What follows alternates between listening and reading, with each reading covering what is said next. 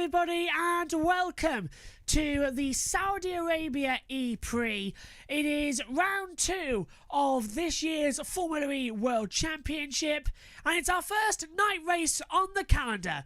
A double header here in Diriyah, and after the excitement of Mexico, we're all looking forward to seeing what this year's championship has on offer. Sebastian Buemi lines up on pole position for the first time since Season 5. Jake Hughes starts second in just his second ever race. We're in for a thriller on the first street circuit of the year. Let's take a look at the Drivers' and Constructors' Championship, as well as the calendar coming into this season. So after the opening in Mexico City, we're here for a double header in Saudi Arabia. 2 weeks' time, we'll be in Hyderabad, India. 4 weeks' time, we'll be in Cape Town, South Africa, before heading back to Brazil for another new race a month later. Double in Berlin before single in Monaco, double Jakarta, then to Portland, double Rome and double London rounds out the 16-race calendar for Season 9 Formula E. With victory in Mexico City, it is Jake Dennis who leads the Drivers' Championship on 26 points. He's 8 clear to Pascal Wehrlein and Lucas de Grassi. Andre Lotto and Jake Dennis round out the top 5. Buemi scoring points as well. But Stoffel van Dorn is the last driver with points on the board. On the second page, you can see big news. Jean-Luc Vergne not scoring any points, same for Oliver Rowland. Also, Giuseppe Camera after going well this weekend. Mortara crashing out. Bird having the weekend from hell. In the Constructors' teams standings as well, it is Avalanche Andretti leading away on 38 points to Tag Heuer Porsche on 24 as well. DS Penske only with 1 point to their name as well. Hopefully that'll change this weekend.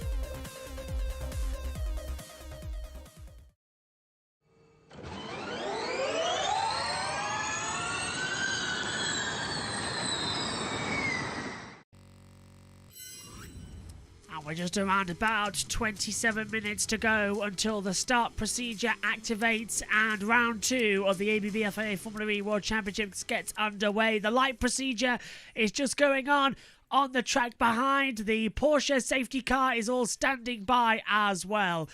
And this is going to be a very interesting round of the championship. So much is going on. So much to look forward to in this race as well. It's our first time this year on a proper street course. It's our first time as well back in Diriyah where it isn't a season opener. We had that back in Mexico City. We know exactly who's hot and who's not as well. Big stories coming in from qualifying if you didn't join us as well. Eduardo Mortara hitting the wall as well.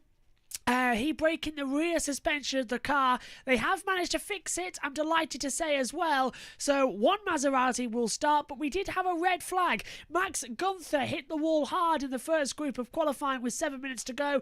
Completely ripped off the front suspension as well. Unfortunately, he will not be starting. Too much damage has been done to the car, which means we really are going to only have 21 cars on the grid as well. So Nico Muller, who never took part in qualifying, will take up the back honours on the grid as well. I want to say quickly good afternoon to everybody. I've got the YouTube chat in my hand. I'm just getting that up as well so we can take a look at what's happening in there as well. Just quickly coming into this one and tell you where we are in terms of the timetable, because the grid is being established as well. We're on here half an hour later than when we were last time out. It was an hour build-up last time as well for all of the procedures. We had Mark Preston on the commentary box as well, and 4 people to get round. Tom Dillon is joining me in the commentary box for today's race as well. No Edward Hunter as well. Nick Homewood isn't finished work just yet, as it is Friday. We're racing on a Friday, which is really unusual. So Tom Dillon is stepping in to deputise for Ed this weekend, and Nick will be back with us tomorrow. It is at the moment the light procedure happening on the grid. This is our only night race on the calendar as well. 33 minutes past the hour, which means the pit lane has now closed. And now, for 20 minutes, we have the grid visits by VIP guests before the 10-minute board goes up as well. So everyone's heading out there onto the grid as well, getting all set to go. Let's take a look at how they line up on the grid, though. For the Diriyah EPrix, you can see on the driver tracker, they're all still standing there as well. In qualifying, Sebastian Buemi took his 15th career pole position as well. He now matches Jean-Eric Vergne in terms of overall poles in Formula E history. Jake Hughes, in just his second ever EPrix, starts second on the grid. Now, remember, his best grid position was third in Mexico. Now he's gone one better. Maybe 2 weeks' time when we head to Hyderabad in India, he will take it as well. Sam Bird as well from Misery in Mexico City. He goes to start third on the grid here as well. Dan Ticktum is fourth. So Rene Rast in P5. So Envision, McLaren, Jaguar, Neo taking up as well. It really was an interesting one going into qualifying as well. Further down on the board, Mitch Evans, Lucas de Grassi, Oliver Rowland, Pascal Verlaine, Nick Cassidy takes us through the top 10 as well. Further down, Jake Dennis, the championship leader. He never got outside of the group stages. He had to settle for 11th place on the grid. He leads the title by 8 points, as I said, to de Grassi and Verlaine as well. So really bad there, as I'm starting to lose myself in my earphones. It's really disconcerting when you can't hear yourself mid-sentence as well. Further down, Jean-Eric Vergne starts 12th, Antonio Fuster-Costas 13th, Sergio Sette-Camera 14th, Andre Lotterer 15th, Norman Nato 16th, Stoffel Van Dorn 17th. The DS Penske's having a really bad session there as well. Further down, Sasha Fenestrad's 18th, Kelvin van der Linde, who's debutising for Rene Rast, who broke his wrist last time out in the crash in Mexico. He's only had around about 60 minutes in that car before qualifying, and he was able to still put it in P19 as well. Mortara crashed down his fast lap. Muller never took part, and of course not starting is Max Gunther from the back of the grid as well. So there's how they line up on the grid. Let's take a look quickly then at the YouTube chat, because I've got it open now on my phone. It's on my screen as well, but it's easier when it's on a phone as well. Living for Speed says, all aboard the Ticktum hype train. Well, Dan Ticktum certainly has a reputation, doesn't he? But at the moment, he seems to be dealing quite well with this weekend as well. Rene says, yo, hello. Astrid as well. Sorry, Astral says, all right, it's time, baby. It is. It's time for the EPrix to get underway as well. Hello, Synthor. Been missing you. I know you weren't with us in Mexico, but nice to see you again. Says, first time this year that I'll see you live. I couldn't be there the last Formula race because I wasn't home, but finally here, and I really missed joining you. Frines won't be here, Willie. I saw you broke his wrist with that crash. Yes, Frines having an operation. He's out now. Could be for quite a couple of months, actually. Might even miss the season, I'm hearing, as well, because of the damage he had there as well. Hopefully Ed will be able to say something about it as well. Astral says it was a gnarly race weather as well. I think we're all in a treat for this weekend. It does look like we're going to be in for, hopefully, a very interesting weekend. Josh says to Synthol, it's been a while, and hello to you, Josh, as well. Okay, Sette Camera got 3-place grid penalty. Yep, Sergio Sette Camera starts 14th on the grid after qualifying 11th, so that has changed positions as well. Edward Hunter says, right, time to listen to this in the background whilst I deal with the things. Nice new mic, just thank you. We got the mic shields done finally as well, so there you are. Our lovely logos done by a friend of mine who also did the banner. Kicking clothing as well. Well done. Thank you very much, Luke, as well. We spent Monday doing them already. There's 2 of these. I've got one and Megan's got one as well, so hopefully you'll see that during testing in the F1 season. But I do love the new mics as well. It's finally feeling fresh as well. Only in chat, Ed's here as well. Synthel says, love the blue mic as well. Josh loves the new mics. I'm going to have to send you the design too, Josh, actually, for you to get some as well set up, and you, Ed, too. And Synthel, actually, but Synthel, you don't use a handheld, do you? But yeah. Ed's not here this weekend as well. Very good stance on everything as well. Completely agree with everything he says about the human rights issues in Saudi Arabia as well. And very right that he doesn't take part in these commentaries as well. He listens to the race. He doesn't watch it as well. So lovely. Astral says, loving the mics. Mega. Absolutely. They are good, aren't they? And we can take them more outside now as well without them getting damaged. Because let's just do it. I've got another one here. Look, this is our backup mic, how we used to have it. But look at the size difference between the 2 mic shields as well. On that one, you can hear me going per a lot more. This one now is out a bit more. They're on the grid, and we're, well, I know I'll listen to you, Josh, which is my compromise. Yes, Ed, it certainly is as well. I did say you can get away by listening to the race as well, but you've got the driver tracker and everything, so it should all be good. I don't know if we're going to have a team radio coming up. I've just been told to put my fader up for, I believe, the national anthem, so we'll have to be quiet for the national anthem. Ed, you might want to mute it this bit.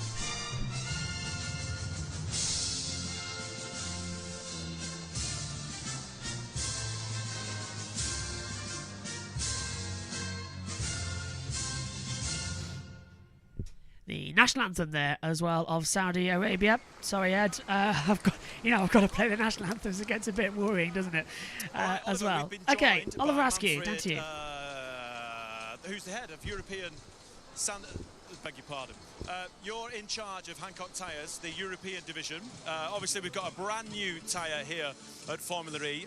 Talk to us about the development of the tyre, please, and how you came to this actual compound. Okay, first of all, welcome here. Secondly, we start our development work almost 1.5 years ago. This was a long way to go because in the beginning we start really from the bottom, from zero. After the first test rounds, we found out that we are on the right way. Then we brought several different compounds, like always it's a regular procedure during a testing event. Then we got the first real car for testing. Then we go for mileage, improve the tire. And finally, we are here with the tyre, the so-called Iron Race, which is now the single supplier for the whole Formula E World Championship. Well, Mr. Sandbickler, this is a special course and it requires a special track, and you've built a tyre that is all-purpose. And it's a tyre that will see every track and perform hopefully well on every track. It must have been a difficult job that you had to do. Yes, of course. This is the most challenging in this project because the tire have to work under every track condition. Like here with the sand, then we have dry condition, we have damp condition, we have wet conditions. So we develop these tires for all these conditions under the purpose from sustainability and for the long life cycle. All right, thank you very much. Oliver, interesting stuff, right? Yes, and I believe that this tire was built to last through the duration of the race. Last year we saw the tire almost become a slick in some wet conditions in New York City, and so I've honestly never seen a tire last this long. You can almost use them on 2 back-to-back weekends. This is our company philosophy. We try to build a tire which have the same performance level from the first round lap until the last lap. And as you say before, if we come to a rain shower in the last part of the race, the tire should show the same performance level as in the beginning of the race to give the same conditions to every team under every condition. All right, Manfred Sandbickler, thank you very much. Really appreciate you joining us. It's going to be an exciting race and we're really looking forward to it, especially on this track. Okay, fantastic then to hear from them. Unfortunately, I've still got them in my ears, so it's really hard to communicate with everything as well. But it is true as well what Ed's just said. Vernon K there is saying Hancock tyres as well. It's Hancock tyres as well, but the accent there gets it through a little bit, doesn't it? It's not James May tyres I put in as well.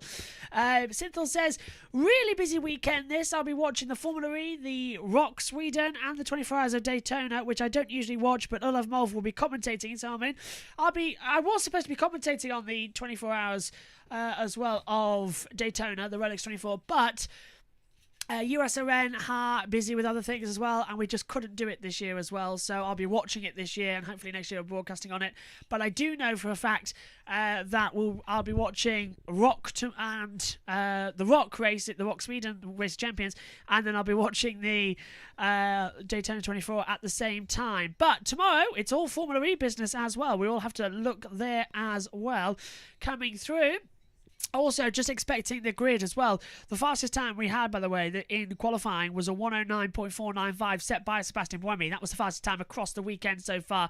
So he's had that time. So it's looking to be a very interesting one as well. Let's just see what time we're at. 4:43, which is 7:44 over there as well, so we're around about 9 minutes away from the 10-minute board being given as well for the signal. The race starts at 4 minutes past 8 in the evening in Saudi Arabia as well, as I believe Eurosport have gone to an ad break, which is why I'm hearing them differently in my ears to everybody else. I'm hoping we're going to have an interview shortly that we can budge up from a different broadcaster as well, because Karun Chandnok's been doing some SkyPad work this weekend for the world feed on, say, continue to evolve their technology. I think Retsy's been down there with them as well.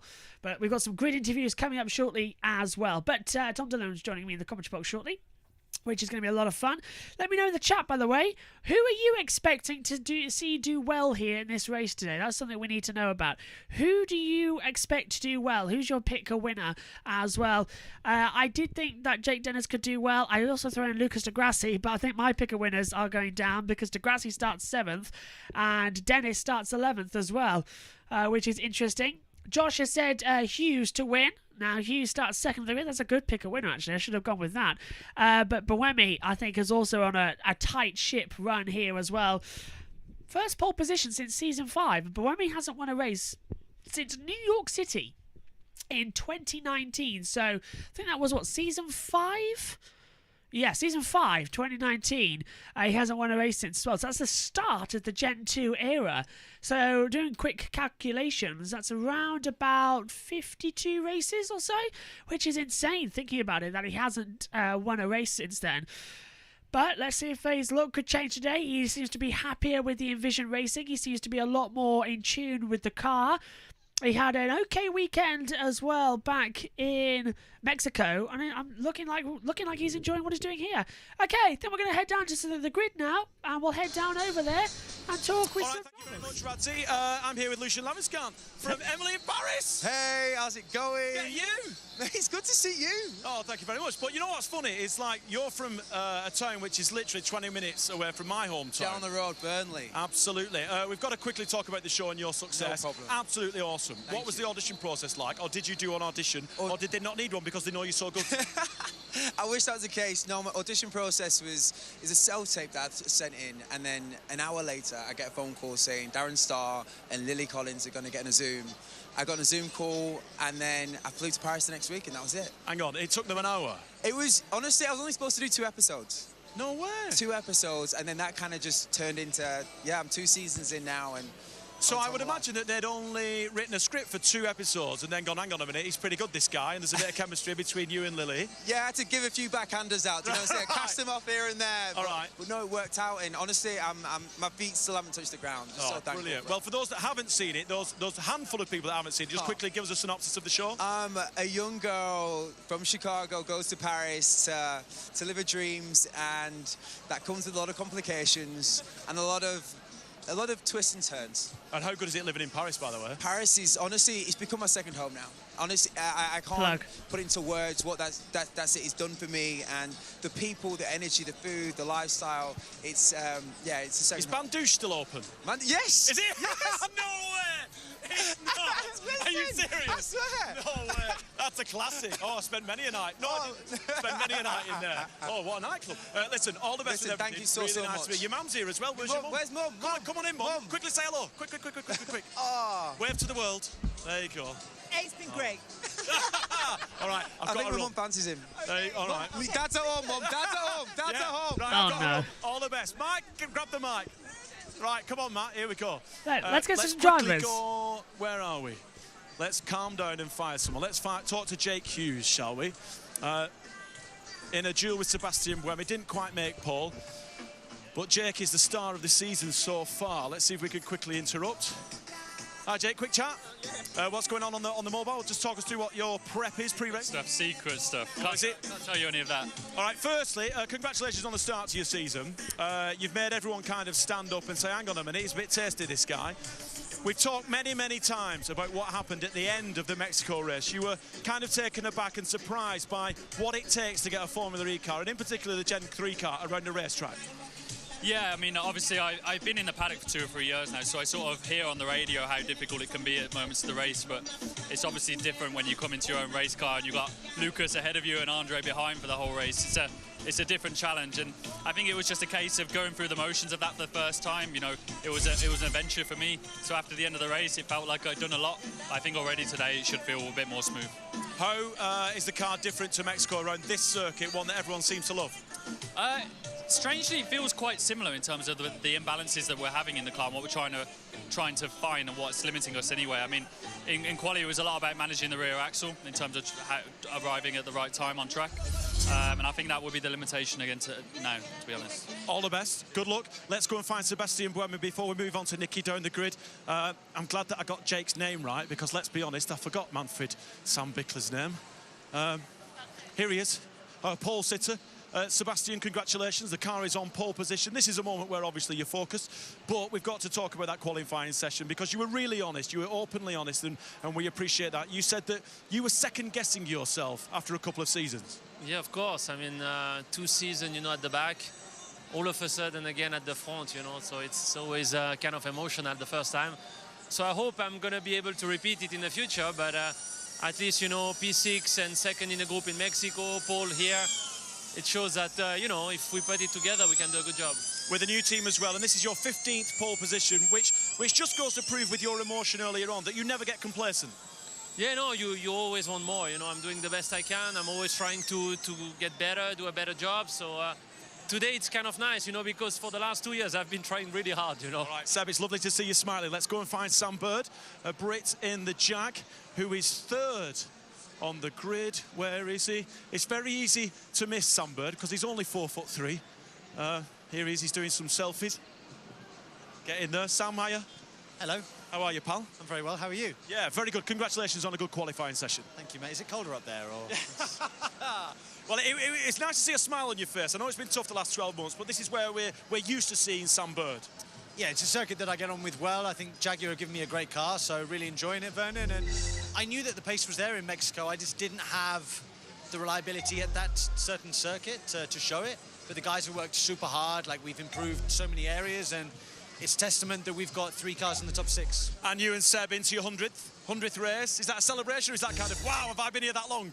Let's hope that me and him are fighting for the win in our 100th race. So that's the plan. Absolutely. Always a pleasure, Sam. And it's great to see you up here, my friend. Thank you, mate. All right, let's go over to Nikki, shall we?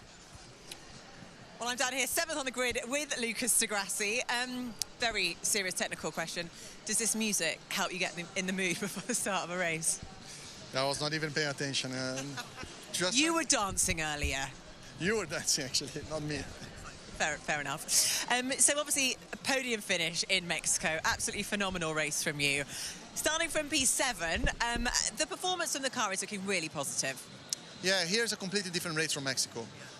Temperature-wise, it's much colder, it's at night. The amount of what you really need from the car is also totally different from Mexico. I think we're in a much stronger position in this race than we were at Mexico in terms of technical development also of the car. We improved a lot. Not so much in performance, but in the race situation, we found we learned a lot in Mexico. So we're going to see how it performs now. Now, you were just having a sort of a bit of a briefing with your engineer. Without giving all your trade secrets away at once, can you give us a bit of insight into what you were discussing? No, we're just going through the checklist, which settings we need on the car, what I need to do, which buttons need to be pressed, at what time, how we're going to communicate, how we're going to talk about strategy and so on. So just nothing new, just going through exactly what we need to do for this race so there is no mistakes. Reminder. How do you prepare differently for a night race? Not much. It's just like you put a clear visor because, of course, you have no sun. There is a lot of glare from these lights. But apart from that, the biggest difference is the temperature. The asphalt is very cold, the air is cold, so the front tires will suffer a lot. Lucas, always a pleasure to speak to you. We'll see you at the end of the race. Okay, and I think we've got All right, Vernon. just quickly, Dan, I know you're getting ready. It's very exciting, and it's really impressive that you've put the Neo this far forward on the grid. Yes, it was. You have to put it underneath. Yeah, it was a good qualifying, to be honest. It's a shame in the semi-final I lost it the last corner. I think I could have been on the front row. So, feel a little bit bad for the team, to be honest. But overall, you know, looking at where we were last year, I keep saying this, you know, it's just very positive. So, still don't know how we're going to do in the race, but yeah, I'm going to just try and stay where we are and get some good points. You've mentioned that the car has got that 1 lap pace, but has it got the pace for a race? At the moment, it's still kind of unknown. We haven't really done enough. I think our 1 lap pace is definitely going to be where we excel, but you know, let's see. I'll do my best, irrespective.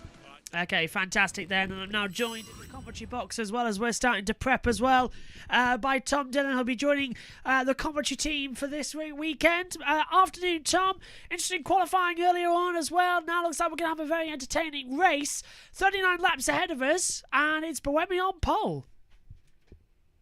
Yeah, it is Buemi on pole, and watching his lap actually on the TV feed whilst we were in that little break, it looked very, very planted. It was almost IndyCar-like, actually. If you watch an IndyCar on board, it was very, very similar in terms of how the car looks to be handling. And got so much downforce, actually, compared to the Gen 2s, these Gen 3 cars. And I'm excited to see how this race ends up. Just go through the YouTube chat quickly as well, for where we had it last as well. Motorsport on a Friday. Oh, yeah, says Adam as well. Astral agrees. Ed says, I made a late call to switch from Cassidy to Buemi as my pick a winner.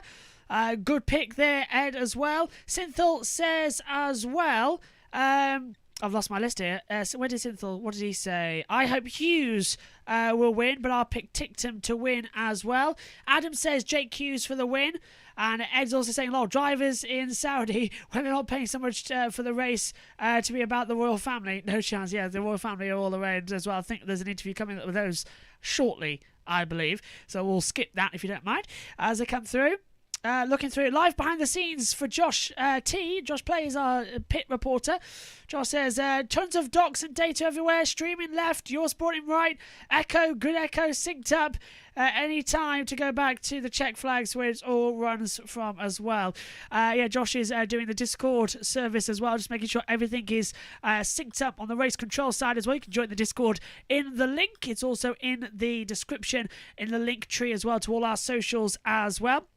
Tom, you've been in there saying as well, saying this is where we are seeing Sam Bird. It's a sentence refers to anything but the barrier is incorrect. You're really going for him this weekend. Well, I just thought it would be, an easy jab to take. But no, Sam Bird is... I mean, I stand by my comment saying that he's probably one of the more overrated drivers on this grid. I know I can be on my high horse and say that. And if he wins today, I'll look very stupid. But honestly, I'm more confident of him trying to turn this around. And whilst you have a moment, I have to say that the light show, the drone show, is looking absolutely fantastic in the sky. I mean, all of the complications aside, they definitely do put on quite a nice pre-race show, don't they, in Saudi Arabia? They do, and I think the light show as well is always something really nice to see. I think they do it with drones, isn't it, as well? But it is drones, yes. The one thing I was alarmed about yesterday is when practice 1 started as well, the lights at the turn 1 went out. Like the track lights went out. So that was something that alarmed me a little bit as well. Josh says, Formula E around Bathurst. That would be a good idea. That's what Adams also said as well. We need a Formula E race in Australia. Bathurst would be good. Or Adelaide. I think Adelaide would be a good shout as well. Oh, look. And now Ed's also said Adelaide has been campaigning for Formula E race for many years as well, which is looking good as well. Hello to Max, who says hi as well. Josh says Vernon looks lost without a mic. Yeah, they need mic shields for Formula E, same as us as well, so they don't want to bust them as well. For legal purposes, I'm not actually behind the checker flags, is what Josh says. Yeah, look, there's nothing behind us here. That's literally just a wall behind my checker flags. But we're almost setting off then as well. About 4 minutes to go until the dummy grid rolls forward. 39 laps as well. This is going to be a lot of fun. I'm nervous because Saudi Arabia always provides an entertaining race. The track is literally just chaos. And how many safety cars do you reckon we could have today, Tom? Well, I'm concerned actually about the safety car. They were using it very liberally in the last race for some of the accidents. I don't think really needed the by the way, this drone show, they've got a drone of a racing driver walking is absolutely incredible. And all the lights and the music going off as well. I mean, it's unbelievable. As we get into the television intro, Jack Nicholls will do his intro over there. But no, I think that trying to circle back to your question, no, I think that the safety car is definitely going to be a factor today. And I think that given the nature of this circuit as well, and given the nature of how dusty and how sandy the offline can be because of how the sand almost is in the air in Saudi Arabia and in the desert, I think it plays into there being a safety car. I mean, we all saw what happened to Alex Lynn last year. Yes, Alex Lynn going up and over at the back there as well. I've disappeared from my handheld to my headset now as well. But yeah, going up and over the top. Just for everyone to know on how me and Tom are working this as well, because I always get questions. Tom can see the race pictures but can only hear me. And I can see the TV pictures and I can see Tom. That's how it works. So Tom's looking at me, I presume, through Discord, through YouTube on one side where the chat's open as well. I'm imagining you speaking, Josh. I've got the chatter on the screen rather than you, but no, it's definitely how I'm watching this. I'm watching this definitely on my own television box through my own subscription. Yes, and yes. It's all on your sports. Yes, I can hear the engines though when they get underway. Yes, that is true. Yeah, when we get passing forward as well, which is about to happen actually as well. Not the race director's fault when the marshals don't listen to Scott Elkins' instructions on top of the usual missile threats. That is pretty much usually the case. But we've activated the procedure because we're getting ready for the start of the duel EPrix. Round 2 of the season is about to go racing. The fireworks go off. It's Friday. Are you ready? You've just finished work around the UK and around Europe as well. What better way to kick off your weekend than an electric race over 200 miles an hour at one of the most difficult and most dangerous street circuits of them all? It's the Saudi Arabia EPrix at the Diriyah circuit as well. We're around the heritage site here. It's our 5th time racing at this circuit, our 7th race in total. Of course, the first time we raced here, it was just a single race back in 2018-19. Before then, we made it double headers. Who will be collecting the fireworks later, though? 39 laps will be the duration here in Diriyah. They tagline this, Diriyah Electric. Well, we've done away with the 45 minutes plus 1 lap format. It is now all about laps with added time and added duration. It can usually take over an hour. This is the starting grid then. Back in the grid for Nico Muller. Non-starting, unfortunately, for Max Gunther after a crash in qualifying. Further back, it's Mortara and Van der Linde. Then it's Fenestraz 18th. Stoffel Van Dorn starts 17th on the grid as well. 16th for Norman Nato. 15th for Andre Lotterer. Sergio Sette-Camera is 14th with Antonio Frias da Costa 13th. Jean-Eric Verne starts 12th with Jake Dennis. And the championship leader starting 11th didn't get through to the duel section. Nick Cassidy is in 10th position as well with Pascal Verline starting in 9th. 8th on the grid for Oliver Rowland and Lucas de Grassi starts in 7th. Can he get a victory here today? A long way back in that Mahindra. Mitch Evans starts 6th for Jaguar. Rennie Rast makes it 2 McLarens inside the top 5 with 5th. Dan Tinctum and Sam Bird make it an all-British second row again. That Neo, 3rd time in a row. It's been through into the top 3. Jake Hughes starts 2nd. Sebastian Buemi for the first time since season 5 starts on pole position. I'm Joshua Burch. Alongside me in the commentary box today is Tom Dillon. Tom, we're in for 39 laps of action.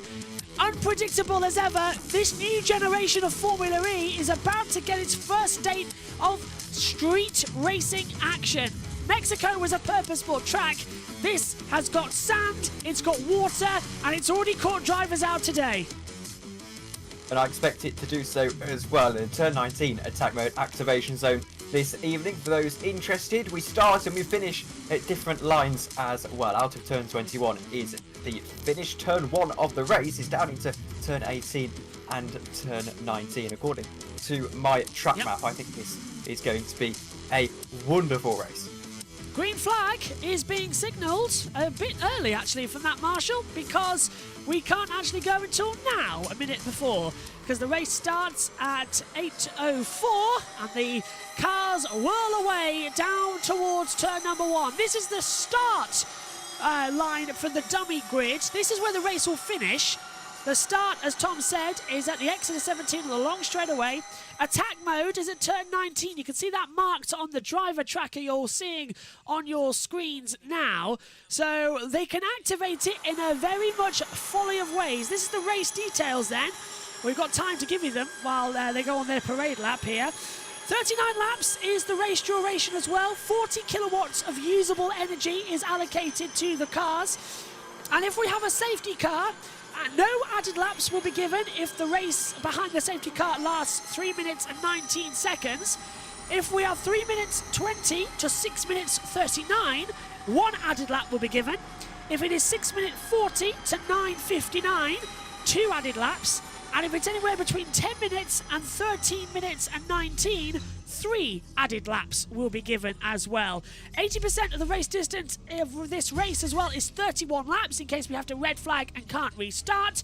And your power mode activations, it is 350 kilowatts of power.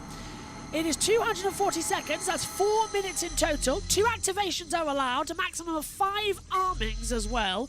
Attack mode options as well. You can either use strategy 1, which is to use 1 minute on your first activation and 3 minutes on your second, or go for the safe option of 2 minutes on each of your activations. Or on activation 1, you can use 3 minutes, and then on the last activation, you can use 1 minute. So it's a flurry to see who's going to have the difference of opinions and who really has the opportunity. Do you like the way they've tweaked the system, Tom, coming into this year? Not really. I think it's... I hate to be pessimistic, but I don't really see it making a huge difference. I think most teams are probably opting for the safe option of the 2 and 2. But in terms of the race as a whole, when we're starting a pole, of course, Hughes in second. This turn 1 is going to be absolutely vital. Hughes will have the inside line.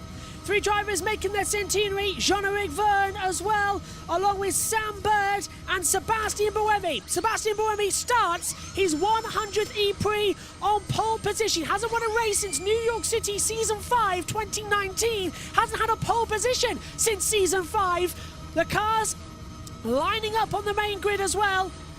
2 minutes later than planned. That's how long it takes to get through as well. So, we had an activation in Mexico which provided a lackluster race, but it livened up after the safety car. Can Diriyah put us back on the right course? Last cars are lining up. Sasha Fenestraz at the back. Kelvin van der Linde in his first ever race, debutising for Rene Rast. The smoke pouring away in the background. The green light's still on. They're taking an age to line up on this field. Nico Muller pulls into position. The green lights will be extinguished. Tensions are rising here in Saudi Arabia. The smoke billows away as we will get ready. 0 to 100 kilometres before you reach the braking zone for turn 1. All the cars are lined up. The start procedure is taking its time here in Saudi Arabia. I don't know what they're holding on, Tom, but there's no... the green lights are still on. Yeah, we had a light failure a couple of years ago at one of the races. I can't remember which one it was. But it looks like we're about to get underway here. Maybe taking a moment. I hope the cars don't overheat. Yeah, luckily they're not going to use any much, but we've got to stop. We've got a problem with the lights. The lights, all the cars are in the right positions, but there's a start. The green flag is coming on. Here we go then. The lights finally activate with 3, 4, 5 red lights in Diriyah.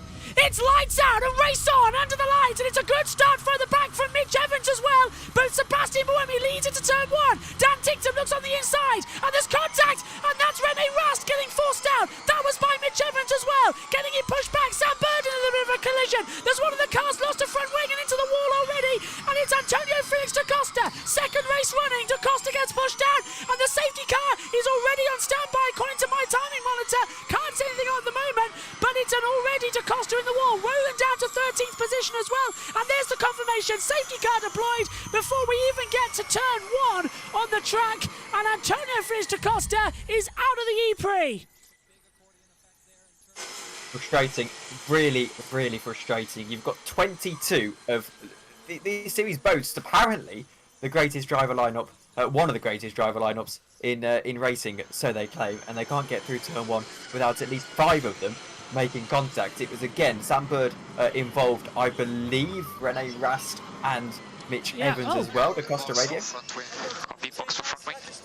Well, da Costa's only lost his front wing, and the front wing's out of the track. That could have been under a full course yellow. Scott Elkins panicked a bit, and the safety car in this lap. So Scott Elkin has panicked. He's put out this full safety car when he should have only been a full course yellow. So the safety car is in this lap. It won't even reach the field. I think that's the first time in history the safety car has been called, and it won't even be leading the pack. It will be less than a minute under the safety car period. That's insane.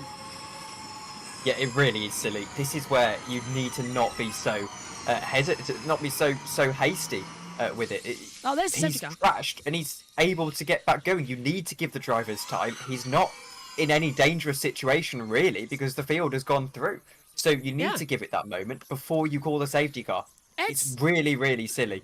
That, you know, surely there's a procedure in place to say you need to have at least 2 laps under the safety car, surely. Yeah, but, well, now we go green again. The race is restarting. Safety car in. It didn't even lead the field. And now, Buemi's going to give them the coast, but the green flag's going. We need to go. We need to go. Buemi leads again, but there will be no added laps because it is from 0 to 3 minutes 19 that we have to wait until an activation for an additional lap. Because it was only under a minute, there will be no additional laps added to the race. Just to confirm that to you. Buemi leads, Hughes second at the restart already.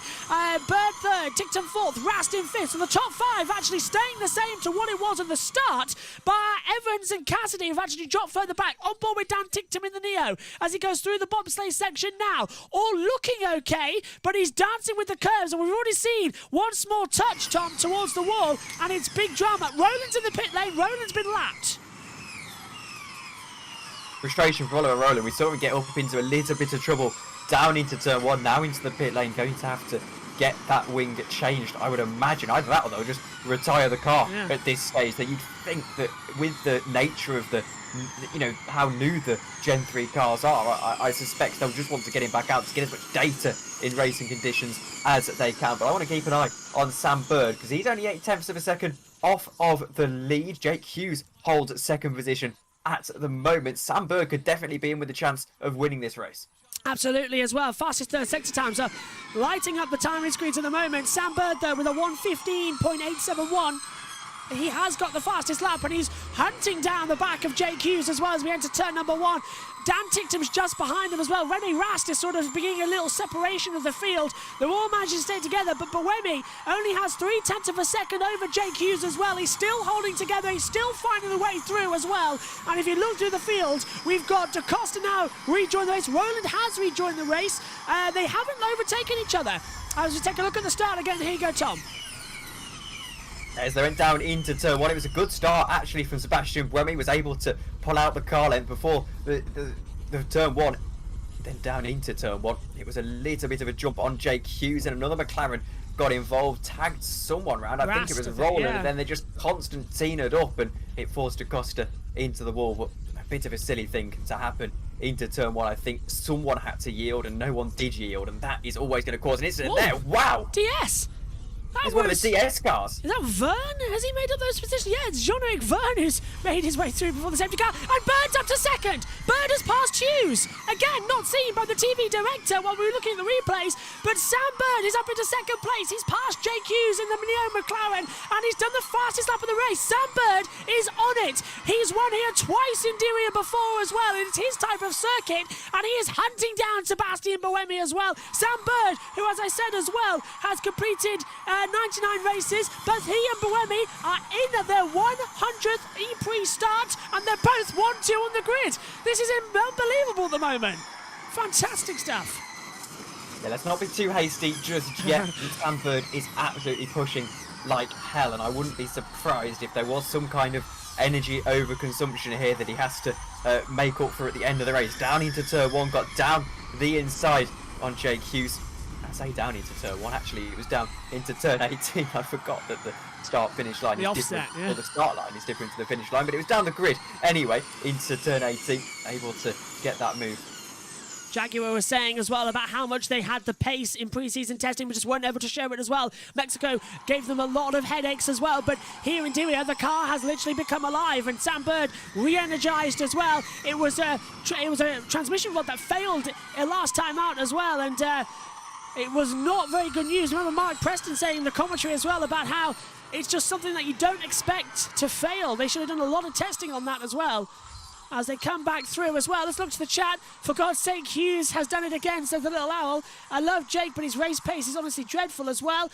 Ed said as well, great start by Verline indeed. Verline started 9th. He's up into 6th position. That was in the Tag Heuer Porsche. That's made the move. We're riding with Sam Bird through the June sections now. Buemi's just ahead. He's regenning an awful lot, Sebastian Buemi at the front. When we get to see the energies as well, I'd love to see if Buemi's like 2 or 3% maybe ahead of Bird, because Bird has been pushing and not regenning that much. I can't really see where Bird is regenning. Obviously, it's less pronounced, the regen, than it was in the Gen 2 cars, because they're able to regenerate just that little bit more energy. Here goes Sam Bird, though. He might have a little bit of run on Buemi. I think actually he's just a little bit too far back down into, I want to say turn 1, but I think it might be turn 18. It's confusing me, Josh. Yeah, it's through 18 as well, and 19 where the attack mode is. Team Radio Bird. Last season, Team Radio. Tango 6 Alpha 9. Tango 6 Alpha 9 is what he was saying over the radio as well. Da Costa has taken attack mode, by the way. He's right at the back as well. I think our timing monitors, the timing tower itself, I think is a little bit out of sync to what we're experiencing. The driver tracker is correct though, but we're not too sure about the timing tower. So apologies if that's a little bit out of sync on the world feet on our timing tower. That's Formula E fault, not ours. But Buemi, this is the problem with Diriyah. It's very hard to overtake. You've only got realistically 2 opportunities, which is down at turn 1 and down at turn 18 to overtake. Then you're through the June section. Bird is attacking onto him as well as Da Costa now runs out of attack mode. Our screens have caught up now. to cross out of attack mode. But Bird is on him, and he wants to pounce. It's like an old Sam Bird you're watching. Yeah, this is absolutely the Sam Bird that we've missed in the last couple of years. It reminds me of Hong Kong a couple of years ago. I think it was 2018, 2019, that particular season. Of course, he did get a penalty on that day, but it seems to be the same hunger that we see from Sam Bird at again down into turn 18, turn 19. Not taking attack mode yet, any of the front runners. Verline just sitting in behind. Yeah, Verline is right on the back as well of René Rast, and he's closing in. Verline went for a move, but Rast went deep, so he couldn't get it. Bird has been beaten by Boemi on the fastest lap. Boemi's done a 1:11.696. Let's hear from Sebastian. Look how much they're pulling away. Oh, no. I feel like I'm stopping so much.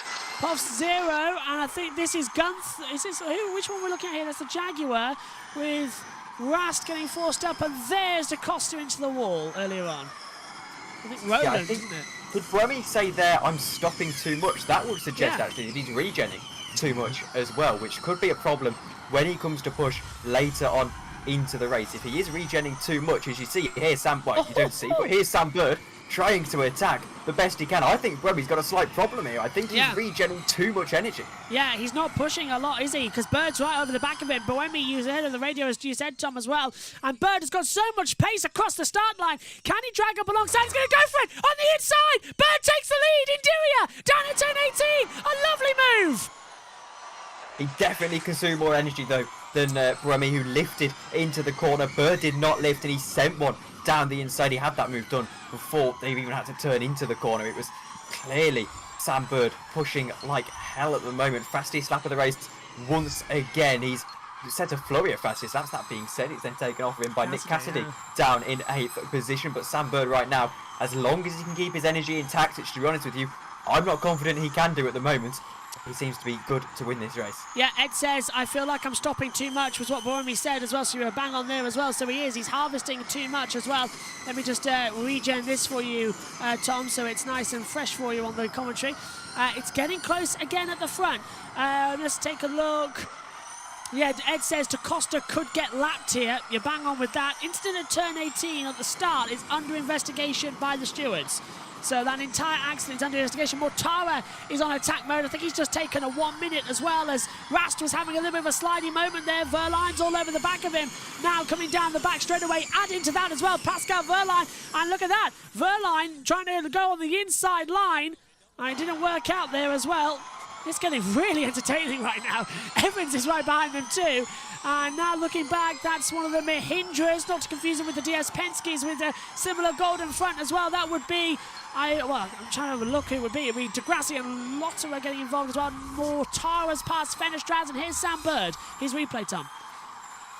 Down into turn 1, I think this was. Just able to squeeze down the inside. In fact, there's the activation on the outside. It's turn 18. Again, I'll get my head around it eventually. Sam Bird definitely got around the corner, though, and ahead of Boemi. That's the most important thing. It's pretty, actually, simple move for him. He didn't really have to work too hard for it. Boemi definitely stopping too much. I think he's just struggling to, I don't know, with the brake pedal, with the regen, with something. He's now being eaten up by Jake Hughes, who is falling behind Sam Bird yet even more. 2 seconds the gap between third and first. Right, NATO and Fenestraz have taken 1 minute of attack mode. Vern has taken 2 minutes of attack mode now as well.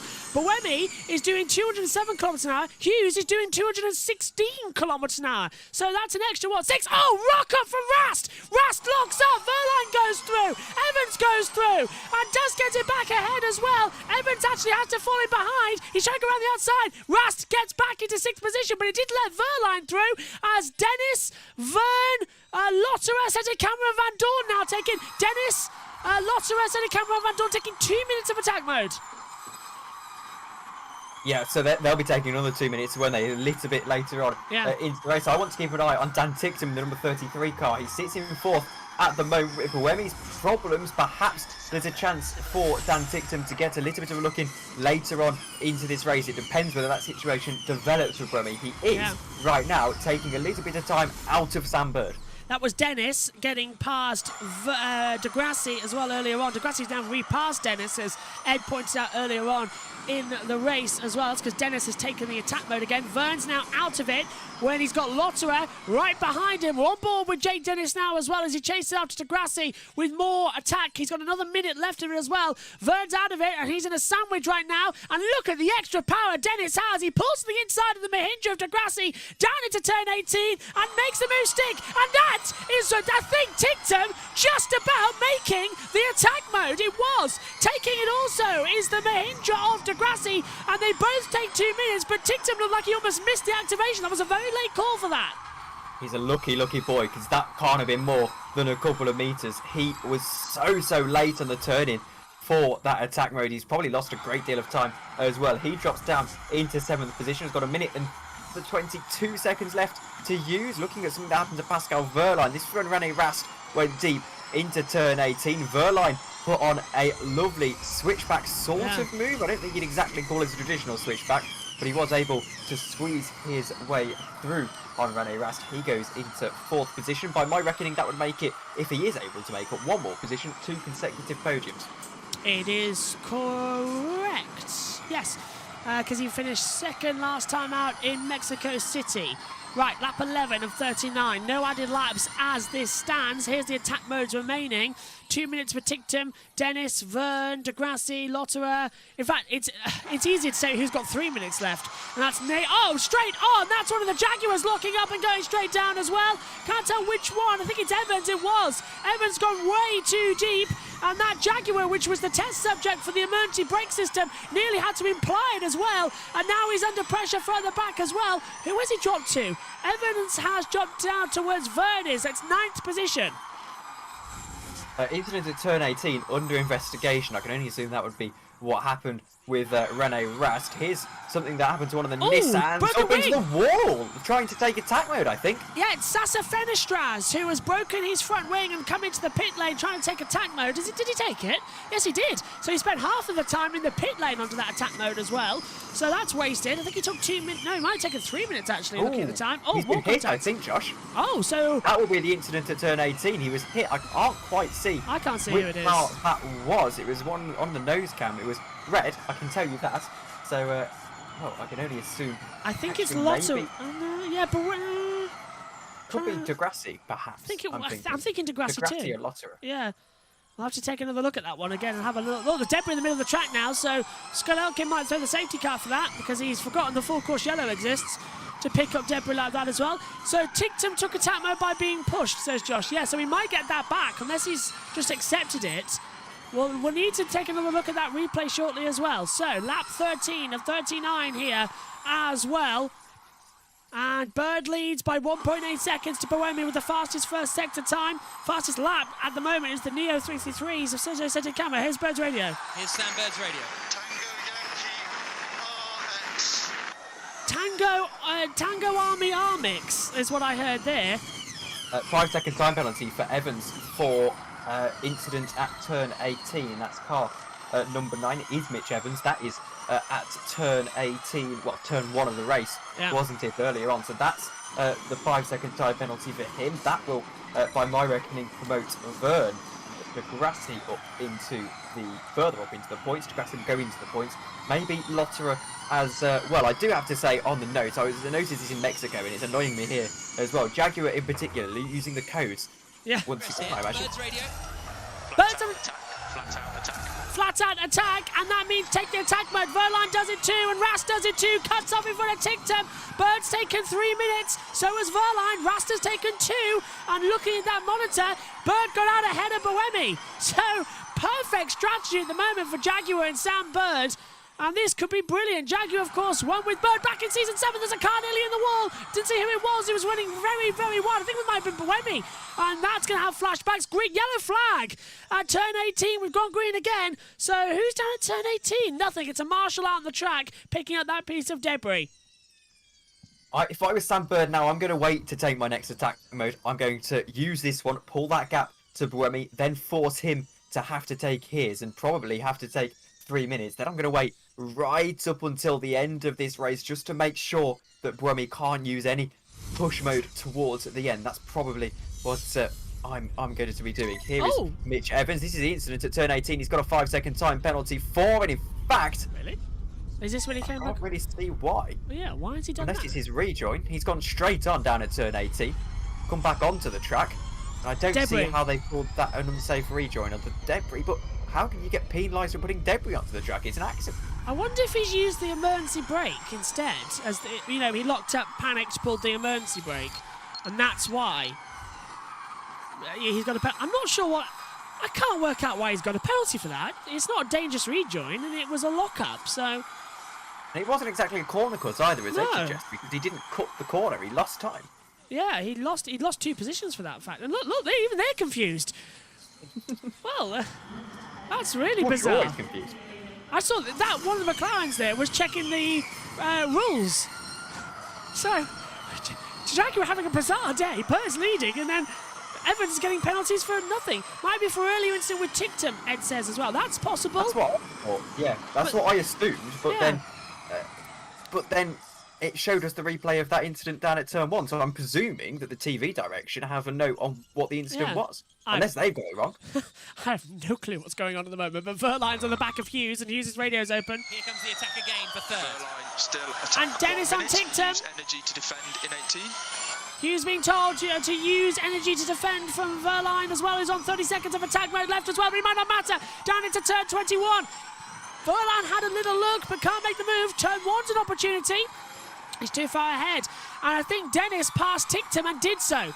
Dennis is up into 6th position. Dan Tictum is down into 7th. Bird into the last seconds of his attack mode now as well. So will be Verline and Cassidy. Roland's got another 1 minute and 16 seconds left at the moment. And Ed says that Bird is catching DaCosta to lap him, and he's getting closer. Bird's in the last corner, and that's also where, 13. He's closing in on him fast. The Bird right now has a minute of attack mode remaining. Buemi sitting there on 4th, as is Hughes. Both of them not used any attack modes just yet. So now, this is why I'm saying Bird needs to keep that minute in the bank. I suggest that with Sam Bird he might not quite do that. This is the man who likes to go all out for things, but he could have the wool pulled over his eyes if Buemi and Hughes use their attack mode. I think he's sitting very pretty right now. Okay, Verline is out of attack. Let's just settle in behind Buemi now. Settle in behind Buemi now. Hughes has been told as Tictum takes another 2 minutes of attack mode, as does Rene Rast. So they've now used both their attack modes early in the race on 17 of 39 laps as well. Which, trying to use my mental mathematical skills, what's half of 39? It's like 20. What's 18, something like that. 19 and a half, I think. 19 and a half, so yeah. Yeah. Yeah, so we're nearing... Yes, 19 Yes, 19 and a half. Yeah. Yes, 39, yeah. So 19 and a half will be the half distance of the race. Just live mathematical chats to work out. I know what 80% of the race is because it tells me, but it doesn't tell me what. Oh, Buemi. Buemi, look. Huge slide. And that's going to lose him time to Hughes as well. Hughes can capitalise on this because we're coming towards the long straightaway from 17 to 18 as well. So look at that, Buemi's having to go defensive already. Hughes can sense an opportunity if he can have the power. And Buemi's car, it was flashing for the power. Now he's regenning down the straight. And there goes the regen into the braking zone as well. Buemi is having another bizarre one as Hughes has taken attack mode. Yeah, so Verline and Rast go through.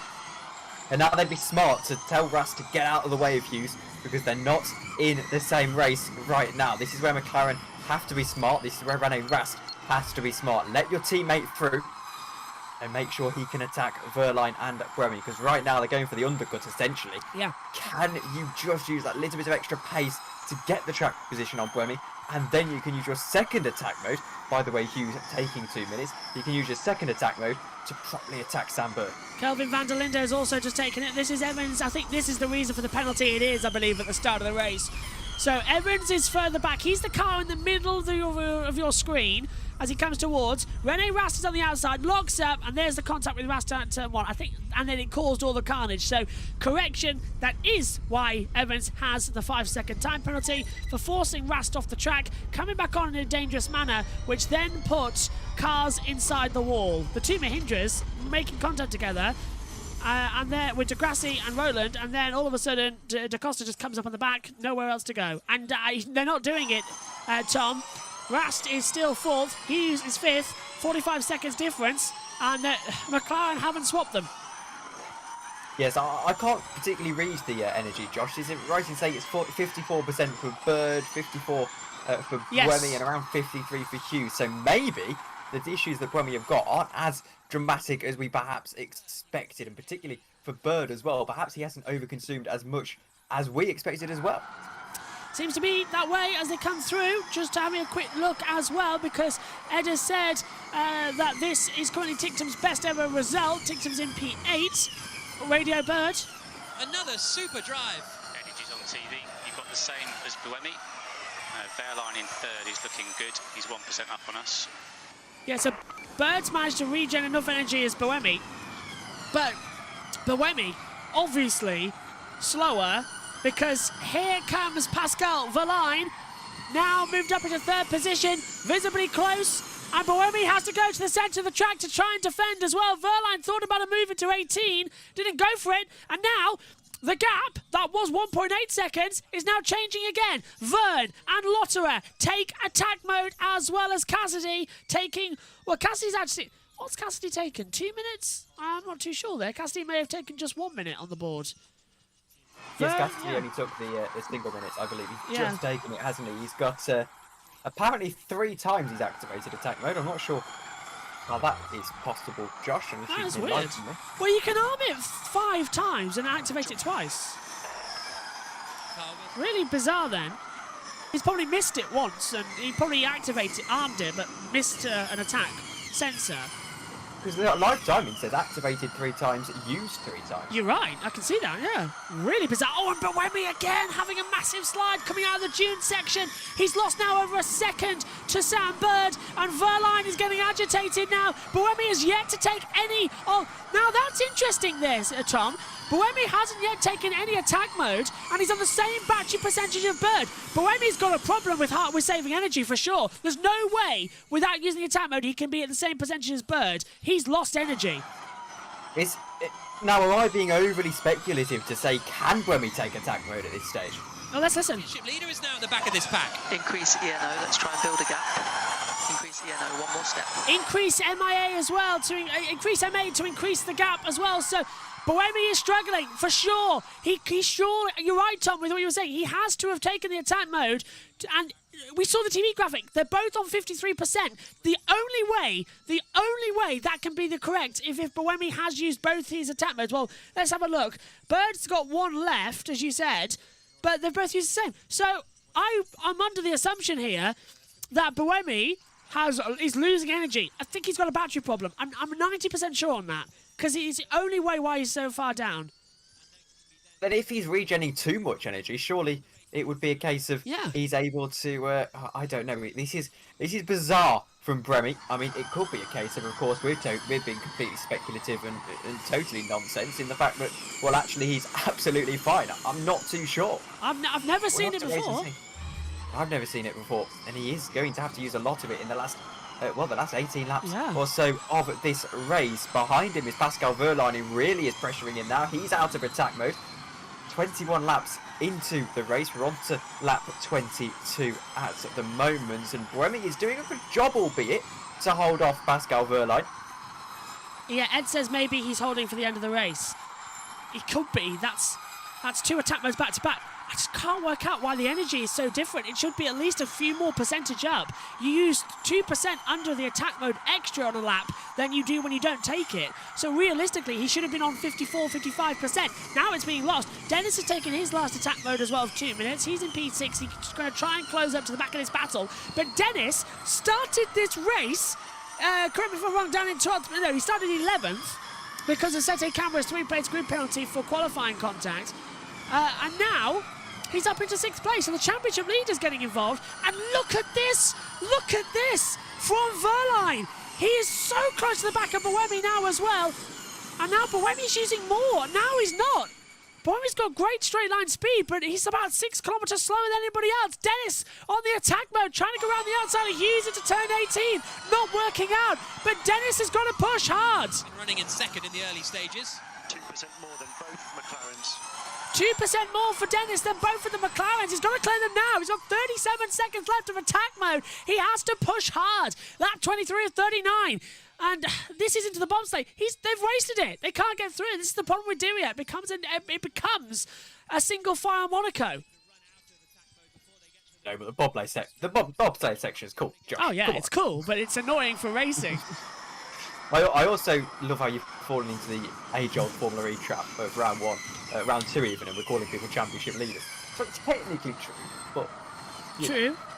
Good point. I have fallen into that trap. I feel like we're longer ahead. Ed said, well, it's not the only problem we do here. Correct. As well, I still think we need an issue with that as well. I don't know why. It feels weird. We're in Saudi Arabia when they've just threatened to buy Formula 1, if that was a true story as well. But anyway, now look at this. Dennis. On the attack. So is Buemi, who is passed by Verlaine. Oh yeah. Yes. Bird's taking the attack mode, as does Buemi. Buemi was nearly to the wall there. Does he come out ahead? Well, the team radio's gone, but Jack Nicholls was saying, did he get out ahead of Rast? He did.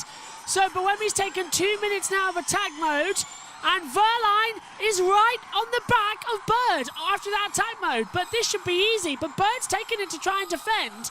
But Verlaine's going to have an extra minute. This could be Verlaine's race to lose at the moment. I know Bird's been doing well, but I think he's taking the attack mode at the wrong time there, Tom. If Verlaine does win today, is he a genuine championship contender? He seems to be. Could this be the coming of age for Pascal Verlaine? I think it might be. Let's take a look at Buemi. Bird's already taken it. Here's Buemi. Did he touch the wall? No, got out perfectly. Okay. From the angle we looked at. Ahead of Rast. That was cheeky. Even James Barkley's saying, yep, bit much. Bird radio. Here. No, he's not an attack, but he's attacking you, Sam, on the inside. Verlaine going for the lead, and Burch used 39%. Pascal's used 41, so they've got to go 40. There's a 2% difference between them at the moment. But Buemi's on attack mode now as well. He's got another 60 seconds left of it. Bird is out of attack mode, and Verlaine is pushing harder, faster, more aggressive. And if he takes the lead, he'll have the advantage. Okay, Bird is out of attack now. He's out of attack now. You're up on energy, 1% to him. Yes, he is. Verlaine's moment. He's got the energy, Josh. He's got the energy, and he's got the attack in the bag. Fire! Just go for it, Verlaine. Throw for a move up the inside. Just do something into turn 17 and lead down the straight. Then take attack mode immediately to defend. This could be your opportunity to win in Season 9. He's doing it through the bobsleigh section. Bird is just about 4 tenths ahead of him. This is amazing. Exactly. There's an LMH seat up for grabs, Pascal. Just got to win this championship. Oh, look at Bird. He's regenerating so much energy as well. He's on 37%, and Verlaine's on 39%. Verlaine's still got to take the energy. As I said, it's 2 additional power units for attack. Verlaine's radio. And he's going for it on the inside, down into turn 18, all locks up and takes the lead. He goes too wide. Bird swings around the outside, retakes the lead. Fantastic. And I think that radio came at the wrong time for Pascal because it was live and it must have distracted him into the braking zone. Yeah, that was a poor move from Pascal Verlaine. No way was he in a place to make that down into turn 1. It was desperate. Good job, stay calm. Let's go again. Good job, stay calm, but maybe don't talk to him when he's going for a move. That was such a stupid thing for Porsche to do. It's a live radio feed as well. It's not like Formula 1 where it's delayed. It is live. Well, Francesca says, what happened to Antonio Felix da Costa just joined?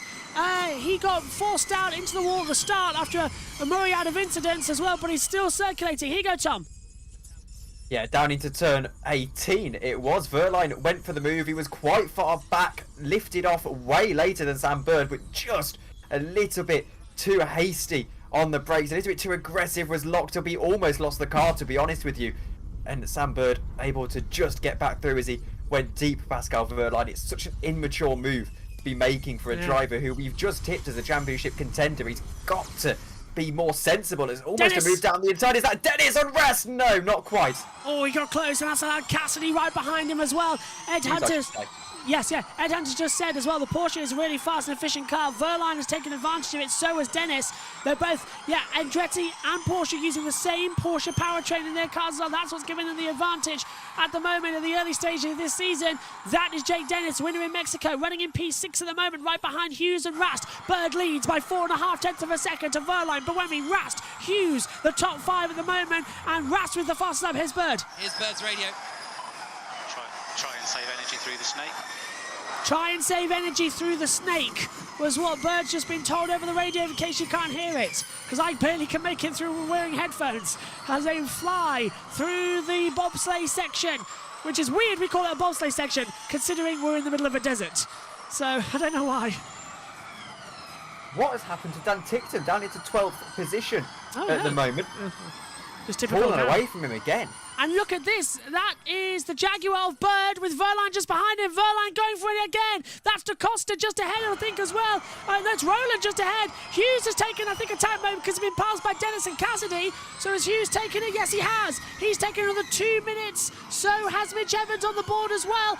And now, Sam Bird versus Pascal Verline. Both on it. Bird's won here twice before, going for a 3-time winner in Saudi Arabia. Verline nearly won here before he crashed in the qualifying as well and lost. No, crashed out in the race actually, didn't he? And caused the safety car at the end. And let's have a replay of how Dennis got past. I think he's actually made a move, Tom, actually, on Cassidy. And yeah, he's made the move. Actually, have a look. Dennis down the inside on Jake Hughes, who we tipped as a potential candidate to win this race. And in fact, there went through the Envision car as well. So attack mode worked, and now the battle is on at the front. Who knows what this race is going to turn out? It's lap 28 of 39. At the moment, there's no additional laps being advertised. As Womble with Verline, the gap now is a tenth of a second. It's going to be very close coming out of turn 17. Bird slides the rear of the car, goes to the middle of the track to try and get defensive. Verline's got more energy. Look how much faster he is. He pulls to the outside. Bird closes the door. Verline can't get through. Decides to cut back. Can't take it. He has it. And Verline's still got another attack mode left. He's not taking it yet. And he's got 2 minutes worth of another attack mode left, no doubt. So actually, with 11 laps to go, he is sitting very, very pretty, forcing Sam Bird to overconsume so that he can use that attack mode later on in the race. Make no mistake about it, this is smart driving from Pascal Verline. He doesn't need the lead just yet. He just needs Sam Bird to believe that his lead is in danger.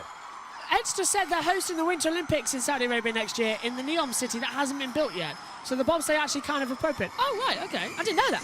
Winter Olympics in a desert. What on earth is going on with sports and corruption these days? It's honestly, it's just, well, let's have the Winter Olympics in a desert. Anyway, moving on. My one criticism of that is that there's no Winter Olympics in 2024. It's the actual Olympics next year, then I think 2 years later. Oh, 2026, yeah. So do we have the Asian Winter Games, not the Olympic Games. There we go. That's the one, thank you. Still, very bizarre that they're having it there. Not the Olympics. I the Winter Olympics was last year. Yeah, I was going to say, there was only one night before. Verline still got another minute left, pulls the outside down to 10, 17 and 18 once again. Bird goes a little bit defensive. Verline is not taking that extra minute, and Buemi's got 2 minutes of attack mode left. He's still in this race. Bird is very much in danger, unless there's a safety car, which could happen in Saudi. It very much could so. Verline should have 2 minutes, if I'm not mistaken. I'm pretty sure he does, because he took 2 earlier on my live timing. It's saying 1 left for Pascal Verline, which would suggest he's got 2 minutes to go. This is going to be very, very close. But as I said, he's doing a good job. He's forcing Sam Bird to overconsume. It's not quite working for him just yet. They're around the same energy. But when you've got attack mode, that can be so, so crucial later on into the race. Remember, if he can get ahead, he can then dictate the pace. I think he's got to. He's got to have a go for it as well. Bird is looking a little bit twitchy. Remarkable composure from Sam Bird as well. It's an old version of him. Didn't win a race last year. First season he's never won in Formula E. Now trying to bounce back with the new Jaguar in Gen 3. Verline pushing hard, closer than ever before. Bird knows it, goes defensive in the middle of the track. Verline looks at the inside line, late on the brakes. Will he take the lead of the EPrix? Yes, he does. Now take the attack mode, Pascal. No. Bird tries to come back on the outside. Didn't work out. Verline leads in Duel.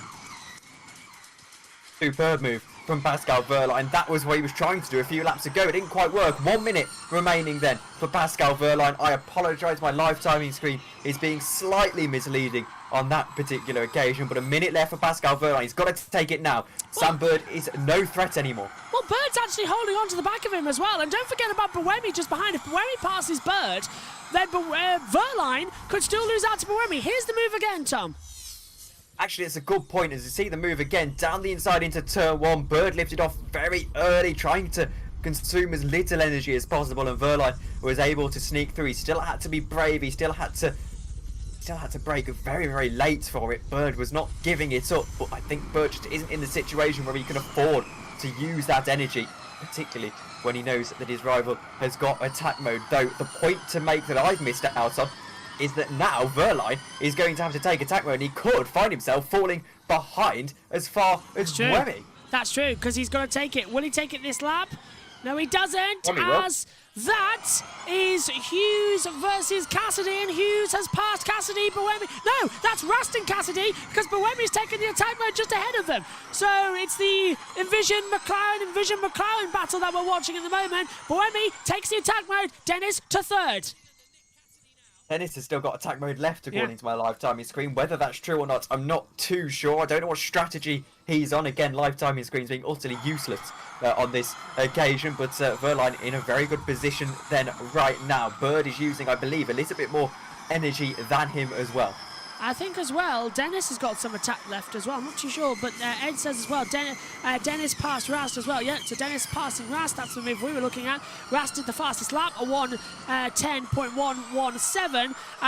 Dan Ticktum's dropped down to 14th place. So after a great qualifying, Dan Ticktum has done Dan Ticktum and has fallen back. He's probably shouting over the radio, as he usually is as well. Remember Formula 2 as well. That's how he got the nickname of Dick Tantrum, by the way, by many people in the junior panics as well. As he comes back through. No sign of anyone making a move down to turn 18. Lap 32 at 39. Wehrlein leads by 1.2 seconds to Sam Bird.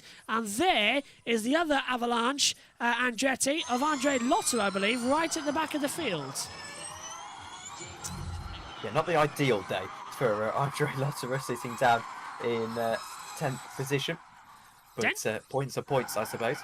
Dennis has come out of nowhere here to try and take second black. So 8 points between Wehrlein and Dennis, and at the moment, how was the gap between first and second? Around about 8 points. So they might go level on points, you know, Tom. Well, he's only race 2, Josh. It's just nice for Dimia tomorrow. To be fair, it's to be nice for race 3 as well. This feels like Dennis and Wehrlein have switched roles from Mexico, says Ed. They do. Yellow flag is at turn 17.2. Who stopped? It's the well, actually, who is down at turn 17? I can't see anyone down there. There's a yellow flag on the start straight, but I can't see any debris or anything flashing. No, neither. Let's hear from Dennis. Essentially. Okay, we get no copy from your radio. You should have 6.5 laps remaining, 2% more than Bird. Mortara's in the pit lane. I believe Mortara has had an accident somewhere on the track. So Eduardo Mortara, just as the misery from Mexico, it continues with despair in Diriyah, and the Maserati guys who didn't even start with Gunther now look to be out with Mortara. Another issue for Edo.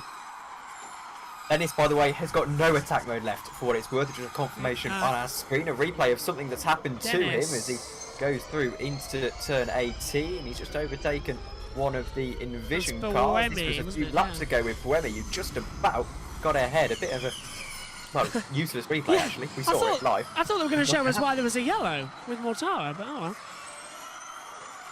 Bird is now 4/10 of a second between himself and Dennis. Dennis is going to want to push an attack.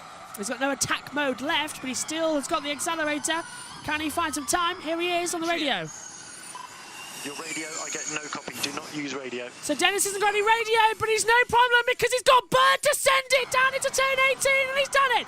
And there goes Wehrlein into attack mode. It's a 1, 2, 3-way fight for victory here in Diriyah on lap 35 of 39. Wehrlein leads, but he's taking the attack mode perfectly. Dennis up to second place again, Bird third. And now this will be a very interesting end to the race, Tom.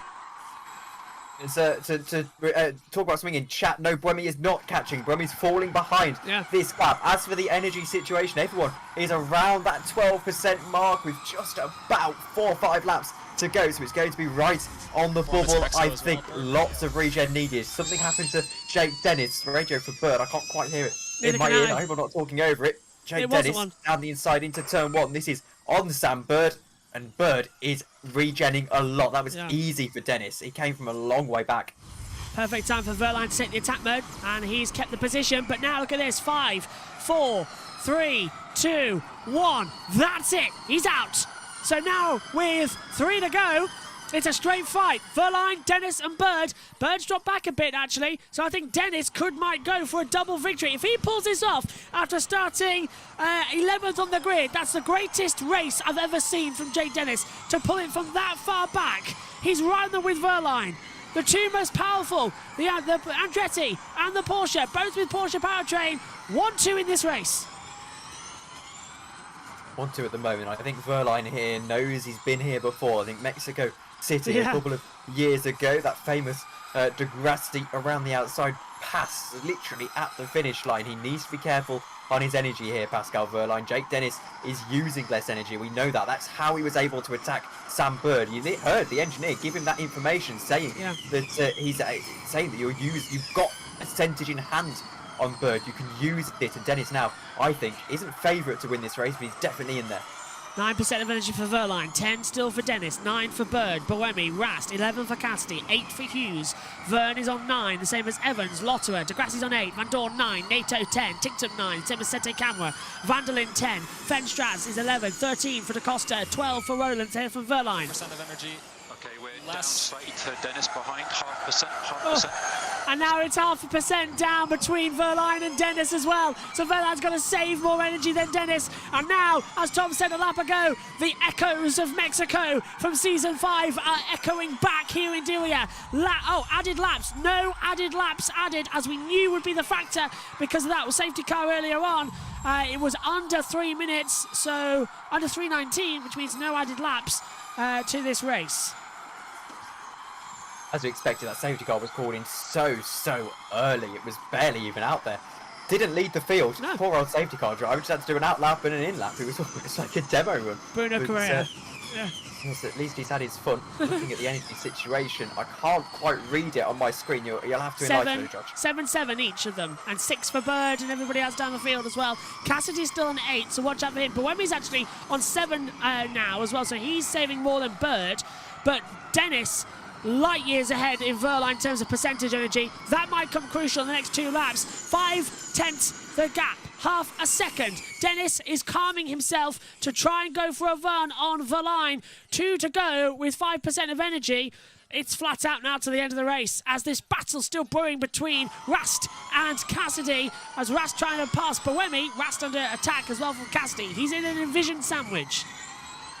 I have to say, to be honest with you, Dennis has got 2 things he can look at here. He can either decide, actually, I can't afford to overconsume at this stage. I've just got to sit pretty and hope that I can catch Verline out on the final lap. I think that's basically the only way you can approach it. The other suggestion would be get ahead, and then you're forced to do the conservative driving towards the end of this race. It's such a game of chess for Jake Dennis right now. His team will advise him what to do, but this is where your race management skills come in absolutely pivotal. Yeah, but he's got no radio, remember. Dennis has got no radio. We had that radio message saying, can't hear you. They can talk to him, he can't talk to them. That's true, yeah. So Dennis can't... so they are literally having to tell him everything. Dennis is going to have to put complete faith in the team here as well. He's visibly closing now on Pascal Verline. Out of turn 17, Verline goes defensive already. Let's hear from Dennis. He is using that radio. In 18, Dennis radio. Keep it up. Oh, Dennis looks on the inside line. Keep up the pace. He was a bit out of shape. Coming into turn 18 as well. The gap is half a second. We are going to the last lap. And Vern passes Hughes. Vern's to 7th with 3%. Hughes is only on 2%, the same as Bird and Buemi. They might not make it to the end. Last lap, the call. Verline and Dennis both on 2%, but Dennis has on 3 now. He's on 3%. He's still got more pace. Verline is going to have to lift and coast like mad. Evans passes Hughes. Hughes is dropping as he has to save energy. And Verline was sliding through the bobsleigh section. And he's still just barely holding onto the car through the rest of it, but he's pulling away from Dennis. 1% of Pascal Wehrlein's car. This is going to be so close. He might have just blown it. We have to wait and see. Dennis is sitting pretty. He knows that he might have to be aware and awake here to make a move at the final opportunity. Jake Dennis, a real opportunity. Wehrlein's on the radio. Wehrlein taking his second formulary win. Gap is defending, that's all he is. Wehrlein comes out at turn 17, down across the start line. It's into the last couple of corners. I think Dennis might have just accepted that he won't get it, but it's a powerhouse to the line. Wehrlein has been here before. Can he get his second ever win in Formula E, or will Dennis get his fifth? It's the last corner of the race. Dennis looks to the inside line. He went for it. It's close to the line. Pascal Wehrlein wins in Diriyah by 0.5 of a second to Jake Dennis. Third is Sam Bird. Buemi is fourth. And across the line, it is Rast fifth with Cassidy sixth. But Cassidy went for the move. Rast was lifting in the last corner. And it is Evans with that penalty picking up the last point. Van Dorn still pointless in this season of Formula E. Norman Nato is 12th. Degrassi 13th. From highs of Mexico to lows of Diriyah. Tictum slips back to 14th. Wehrlein wins.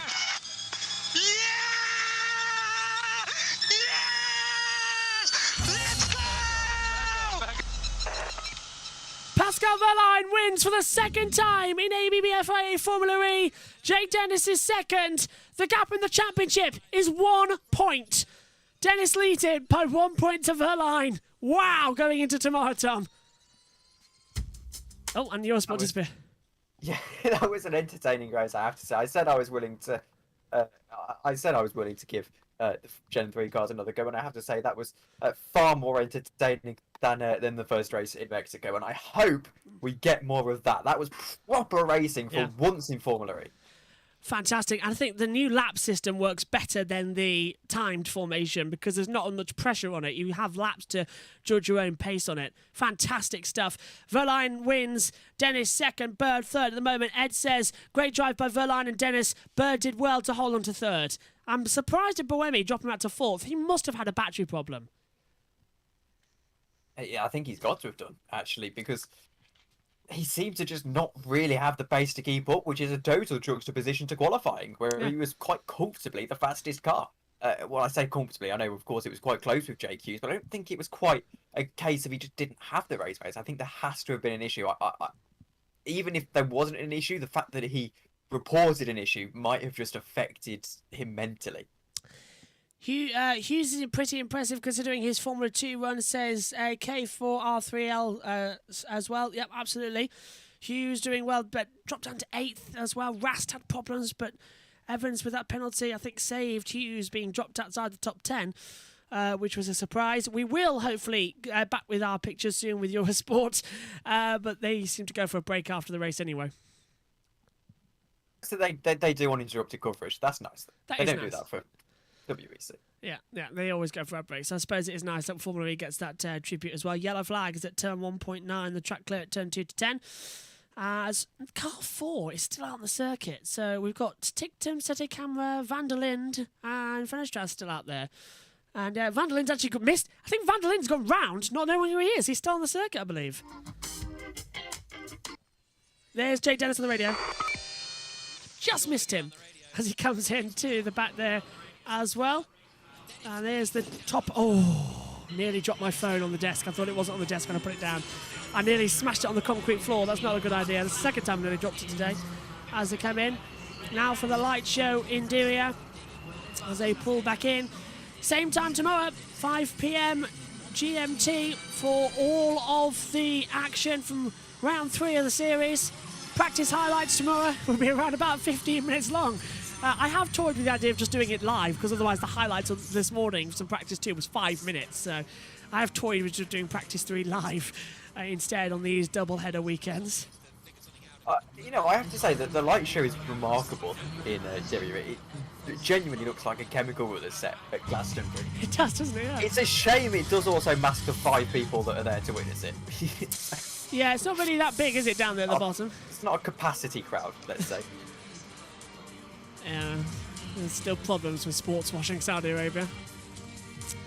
As they come across then, Verline wins. I'm glad Ed still managed to listen to the race with the radio watch-along commentary we did here. Right, well, I'm off. We'll tune in again tomorrow, says Ed. Perfect timing. Thanks, Ed. Love to have you back in the box in India as he comes back through. And hopefully we'll hear from Tom a lot more this season as well. Well, you are going to hear from Tom a lot more this season anyway. Nick Homewood will be hopefully back with us tomorrow for race 2. And we promise we'll give him more to say this time. Pascal Verline wins in Diriyah. Race 1 of 2 here on a double header. And we'll confirm the full race results shortly as well. Then we'll hear from the top 3. Oh, careful when you put your foot down. Oh, God. His headset, his hands device was on the floor. And his headrest seat. And if he breaks it, he'll get disqualified because the cars have been weighed. So, very careful where you put your foot there, Pascal. His second ever win, Tom. Go on. You know, I do hate how strict the minimum weight rules are. Yeah. I always feel like, you know, you've almost got to take a deep breath and think, maybe my weight isn't, you know, isn't quite right. I always feel weird when they celebrate the race a little bit too early. I always think, get on the scales and then you can do the yeah. You can do the weight. Get all weighed and then you can do it. I'll tell you what though, Tom. Go on. Do they have some leeway? Because surely the FIA could go, okay, look, you know, say for instance, literally the lack of rubber on the tyre. Yeah. Surely the FIA can say, look, we can account for that. Or even the headrest, we can say, look, we can account for that. You know, force majeure in a way. Yeah, it's like 1 kilogram or something, rather. A couple of kilograms either way. Something like that. Oh, right, okay. Not too sure on that. I'll get Josh to check that out for tomorrow. As well, in the pit reporter role. And let's have a look. K4 says, if he would be disqualified, it would just be comical like in Mexico last year. Yeah. Puebla as well, when he got it thrown out there as well. The race I remember so vaguely, but now you've mentioned it, I've completely forgot that happened. What, the races in Puebla? Yeah, the one where he crashed and then... Tyres were one, wasn't it? Yeah, disqualified. That's so unlucky. I can't believe that Pascal Verline's only won one other Formula E race apart from this. Mexico last year, yeah. And now he's won here. Well, technically he won in Puebla, then got disqualified as soon as the checker flag fell. And then he won Mexico the next year, back at the actual Autodromo Hermanos Rodriguez circuit, not Puebla. Then this is his second one, yeah, in Diriyah. Nice little turnaround. Right, Nicky Shields, as the drivers are suited and booted. Have a word now with our race winner. No, Sam Bird first, because for some reason we're going 3-1. Down to you, Nicky. Start with Sam Bird, his first podium for a good few years now. He's probably happy. Sam Bird, you came into this weekend saying you were going to turn things around, turn your championship around, and I think today you managed to achieve that. Absolutely, it feels so good to be back on the podium, Nicky. I can't tell you, it's been a rough 12 months. But Jaguar have been amazing. They've stuck by me. They put their arm around me. And also recently, you know, we've had a very difficult Mexico to open the season, and the amount of work, the amount of sleepless nights that everybody at the team has had in order to get us to this point, this is a little mini victory for us. I get that Porsche are going to be taking the spoils home tonight, but for us, from where we've come from, amazing. Congratulations to everybody at the team, and we keep pushing. But you did get to enjoy leading the race for a part, and then there was a lot of excellent defending going on. Yeah, just trying to place my car to make it difficult for Pascal. I know that the grip out there is tricky, but he did a superb job. The Porsches look extremely decent on change of direction and minimum speed. We've got a little bit of homework to do tonight. Excellent. Well, good to see you back on the podium. Thanks very much, Sam Bird. His 23rd career Sam podium. Bird, then a high five. Yeah, his 23rd career podium. So yeah, massive roar, wasn't it? Yeah, huge. And he led the race from lap 7 to lap 30 with a great move on the inside. Bird came back in this race. Do you think he could win tomorrow if he has a similar good quali? No. All right. So he should be in a bit, Tom. Well, you know, I hate to be pessimistic, but to be honest with you, I don't think the Jaguar's there, frankly. Right, here's Jake Dennis then, finishing second with Nicky. Starting from P11 to finish second in the race. I don't think you were expecting to be on the podium today. Not at all. Yeah, I thought it was going to be quite difficult to overtake here with the mountain section being so fast, but My God, the race car which we have is just unbelievable. You know, for me and Pascal to get another 1-2 from 9th and 11th is just a testament to how much effort's gone in. Full credit to Avalanche Andretti to give me the best race car out there today. You know, we closed it on Pascal at the end. I was pushing like hell to get the move done, but when you're racing a guy with the same car, it's difficult to pass. So, yeah, so happy, and yeah, we deserve this after a difficult qualifying. He wasn't going to let you finish this time with an 8-second lead. No, but I just had to stop him getting an 8-second lead. So super pleased for everyone. And yeah, another 1-2. So yeah, need to try and beat him tomorrow and beat everyone else. But nevertheless, I can sleep well tonight. Absolutely, I'm sure you will. Fantastic result for yourself and the Avalanche Andretti team. Jake Dennis. Yeah, not a bad race from Jake Dennis, 11th on the grid. Benefited, of course, with this crash and slipped on the inside. And he was really on it as well, passing Burch and then attacked Verline for the last 5 laps. Yeah, it was a superb drive from Jake Dennis, and I dare say that even this could be a championship battle between him and Verline. Oh, I wouldn't go that far, but I agree, actually. I'll wait until tomorrow, but yes, that's we'll impressive. wait for a little bit. Right, let's hear from our race winner then, Pascal Verline with Nikki. Well, Pascal Verline, another phenomenal achievement for Porsche. A 1-2. You can clearly see your team, the fans are hugely excited. How does it feel from your position? Incredible. I'm so proud of these guys. Unbelievable what a car I had today. I mean, from P9 to P1, amazing. Like, I'm so grateful to have that team. Amazing. It's obviously quite an emotional moment. There's a lot of work that has gone in over the last couple of months with the new Gen 3 car. Yeah, I mean, a lot of work. You know, we always wanted to achieve those results. I think here and there we had some highlights in the past, but definitely this year we wanted to do a big step forward. And I know how hard these guys are working. You know, I'm also quite often in Weissach and pushing with everyone, and especially also after Valencia, after the test, we were not looking that strong, so I know how many hours everyone has put in, and to start that well into the season in the first and in the second race now is amazing. And like I said, just thankful for everyone and for their hard work, and we keep pushing. Excellent, thanks very much. Keep the momentum up for tomorrow. Pascal Verline. Very good from the top 3. And Verline, as we said, started 9th on the grid and made his way up to race victory. As Ed Hunter actually said earlier on, Tom, that the Porsches and the Andrettis with the same powertrain, they are just insanely quick. Okay, I'll take it back. I was thinking to myself, why did I say a bit early to say it? I think you're right. These are championship contenders, for sure. I think as well, people who say that Formula E is a stock series are evidently wrong. You know, it makes such a huge difference, your powertrain, that really these cars are clearly head and shoulders above the field. Right, podium time coming up here in Dewey. I think we're going to confirm the race results first, though. With the music. No, we're going to head down quickly and have a bit of a break, me and Tom, with Vernon and Karun. That his sponsors provide. That was an outstanding race. It really was. I tell you what, the most impressive part for me is the performance of the Porsche powertrain. Both cars coming from 9th to 11th off the back of a superb weekend in Mexico. You know, he should be handing the watch over to the engineers and the powertrain department, because they're the ones who've really built the foundations for this victory. I mean, nice clean move to get past Sam Burr, but I think Sam recognized that he needed to save energy. You know, he's 2% down. And the battle really was between these two guys. Dennis there at the end, you know, got super close to Pascal. And yeah, fair play to the, you know, these engineers here at the track and everyone back at base, because Pascal's absolutely right. They've done a superb job in terms of efficiency, and that wins you races and championships. Absolutely, they really have. They seem to have unlocked something special that many teams haven't done just yet. So let's go back to the podium and celebrate with the winners.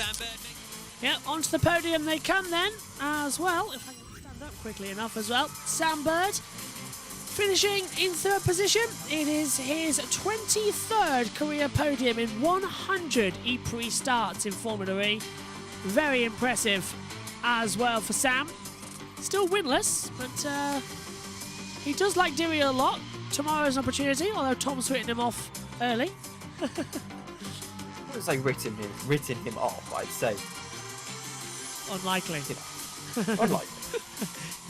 Okay, second place on the grid for Jake Dennis. Started this race in 11th, clawed back to second. And another impressive run. Arguably more places as well than Verline had to do, which is always weird in mathematical senses.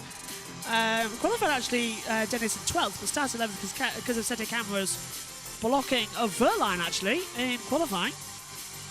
Meant that he got a penalty. So Jake Dennis, second podium in a row, and it is his 8th career podium in Formula E. But for Pascal Verline, it is his 2nd ever win and his 5th podium in Formula E. First win came in Mexico 2022 in the Autodromo Hermanos Rodriguez.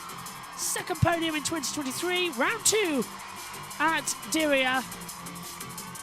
And the lovable German will get on top. And a very familiar tune will ring out for Porsche and for Pascal Verline. It's the German national anthem, unless we're going to the trophies first, which I'm never sure about anymore because they keep changing it. The German national... There you thought about it, actually. It is weird, isn't it? Okay, the German national anthem for Porsche and Pascal Verline.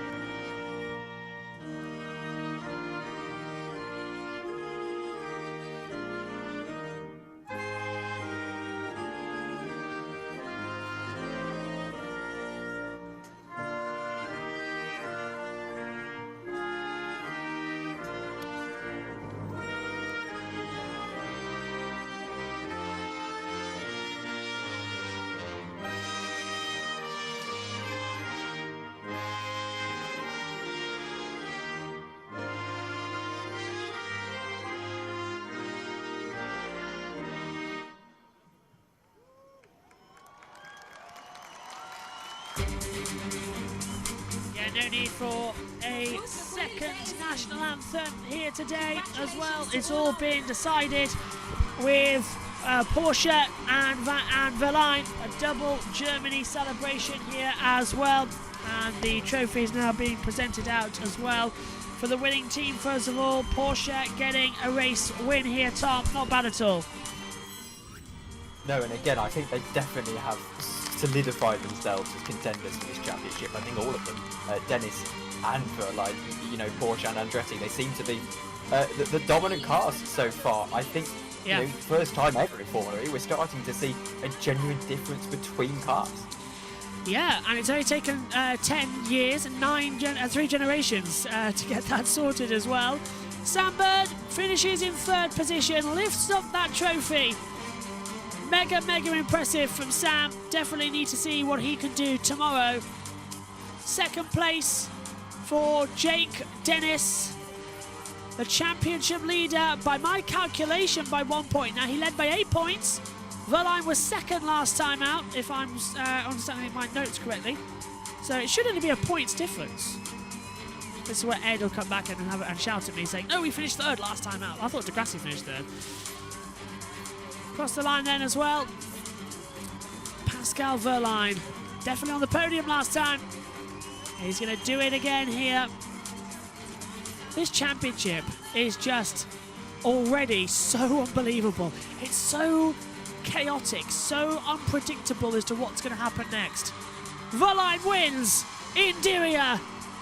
The domination of the Porsche continues. And now, even though we're here, it's the confetti gun time. It's no champagne, but these confetti grenade launchers, which Edward Hunter's probably laughing about. I'm laughing about it. Oh, you're laughing about it too, yeah. How ironic as well that Saudi Arabia gives them weapons. But what happened to bubbly? Like, we used to get like karting events. Yeah. I kind of wish we've got non-alcoholic champagne. Why can't there be non-alcoholic champagne? Don't shoot yourself there, Pascal. He's thrown into the crowd anyway. Yeah, well, you know, I mean, non-alcoholic champagne tastes quite nice. I mean, unless that's also good. No, never mind. It's good to see that they got the Union flag sorted this week. Yeah, after the English flag last week as well, and it was not including Scotland, or was it Ireland? It's Northern Ireland, wasn't it? It wasn't including. Northern Ireland, yes, it hadn't included. It hadn't included the extra red stripes. Always a worry. We don't want to start anything as well, not with the backstop, but it's still causing problems with Brexit. Anyway, what a great one as well. Had to step out for work and looks like I missed a monster of a race. Unfortunately, you did, but you can catch up on all as well in the watch along. That'll be published after the race as well immediately. Tomorrow, you can still join us as well. Same time, 12:30 for qualifying GMT and 4:30 GMT for the pre-show. Myself and Tom will be joined by Nick Homewood tomorrow as well. But got a few minutes left here. Tom, overall opinions of the race as well. It was a classic, and you did say it's changed your mind now on Gen 3. It's made me watch the next one, let's say. I'm still passing judgment because I don't know how repeatable this is going to be. But, if every race is like this, I think Gen 3 can be exciting. And once they get the pit stops sorted out, then I think it's going to be even more exciting. But I think right now, it's still a little bit too early to say. But I am quite excited. I think Formula E is could turn into a very exciting series. On-site reporter Pico has said that Jakarta, so that's very late in the season as well, where we could see the attack charge, which now looks like it's mainly going to be coming in for next season. Okay, let's just confirm to you quickly the race results before we go off air. These, of course, provisional. We'll update you with the confirmed ones tomorrow in round 3 in our quali show. It's Pascal Wehrlein, who after 39 laps takes victory to Jake Dennis by half a second across the line. Another close finish here in Diriyah. Sam Bird finishes in 3rd position. Sebastian Buemi is 4th. Rene Rast actually holds on for 5th position. Nick Cassidy is 6th. Jean-Luc Verne is 7th. Jake Hughes 8th. Andre Lotto 9th. And Mitch Evans, after getting a 5-second time penalty, drops down into 10th position. Stoffel Van Dorn still pointless this season as well.